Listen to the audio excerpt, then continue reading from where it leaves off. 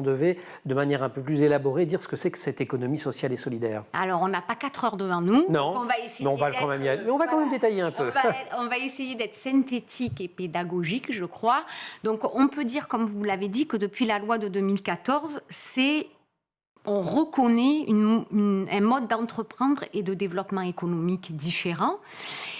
Et en gros, pour être plus explicite, ça veut dire qu'on crée un bien et un service au sein d'organisations. Donc, on peut avoir une entrée par statut, pour expliquer, au sein d'organisations qui sont des associations, des mutuelles, des fondations, des coopératives, mais qui surtout ont des valeurs et des principes, parce que même certaines associations pourraient ne pas répondre à ces valeurs et ces principes que je vais vous expliciter. La première, c'est qu'on dit que finalement, l'organisation doit avoir une utilité sociale. Alors, il y a une multitude de définitions de l'utilité sociale. Et oui, parce que beaucoup de choses ont une utilité sociale. Voilà. Donc, moi, je m'appuie, j'assume ce point de vue sur la définition de Jean Gadret, qui a beaucoup travaillé sur les indicateurs.